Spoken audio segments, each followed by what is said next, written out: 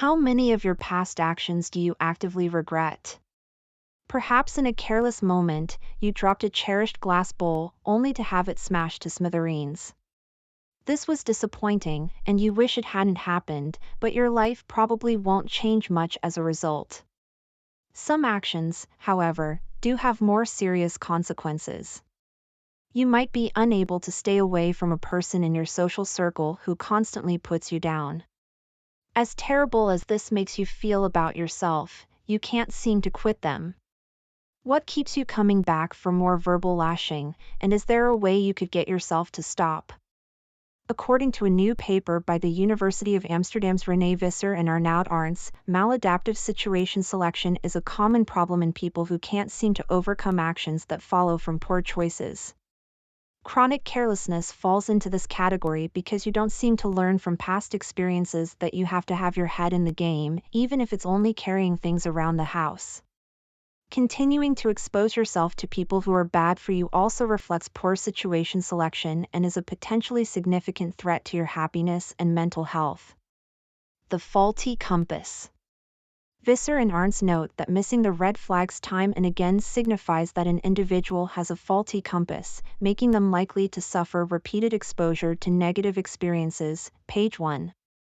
Setting aside those experiences caused by repeated trauma that are outside of an individual's control, they note that the crux of the problem can be traced to a defect in emotional memory.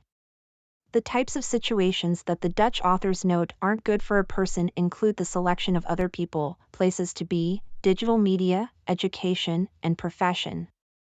Clearly, these range in life significance, but all have the potential to reflect an inability to proceed in a way that can benefit you.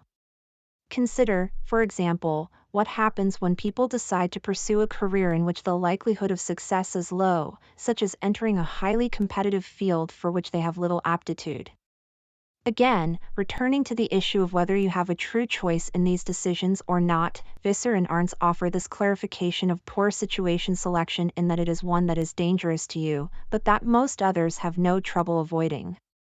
In other words, you have to know in advance that your action could lead to trouble, but you proceed anyhow. Listing a set of possible situations that fit this definition, the U. Amsterdam researchers propose that sticking with someone who makes you feel bad, for example, can carry such serious consequences as social exclusion, loneliness, and even identity disintegration, or a total questioning of your sense of self.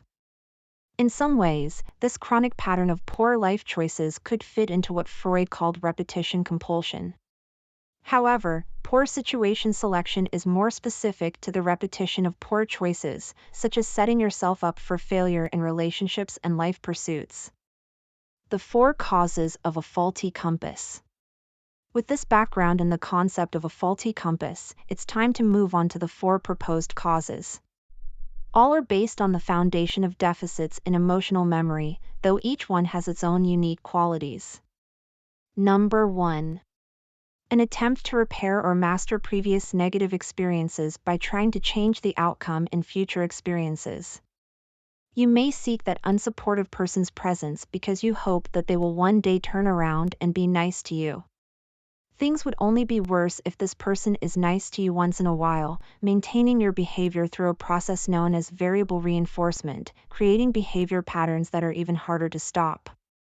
Number 2. Finding comfort in habits and sameness. There is something reassuring about knowing the outcome of a situation, even if that outcome probably isn't going to be very good.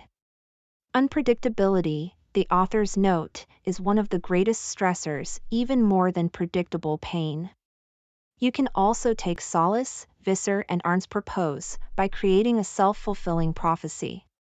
For example, you might know, deep down, that not paying attention to your surroundings could lead to accidents. When they happen, you then take a kind of perverse pleasure in seeing this behavior play out to its logical conclusion. Number 3. Maintaining a coherent view of yourself and the world. Related to that sense of comfort, but at an even deeper level, people may make choices that reaffirm their sense of self. As an example, the Dutch author suggests that you choose a partner with a personality similar to yours because this reaffirms your sense of your own personality.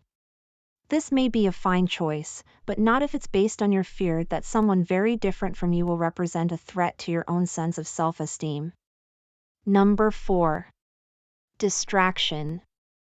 By continuing to make poor choices, people may be shifting attention away from emotional problems they feel they cannot cope with.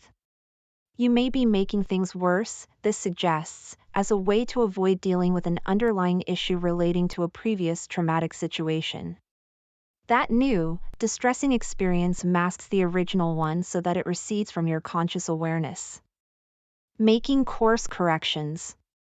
As you can see from these 4 possible causes of a faulty compass, prior learning and emotional associations play an important role in setting the course of your future actions.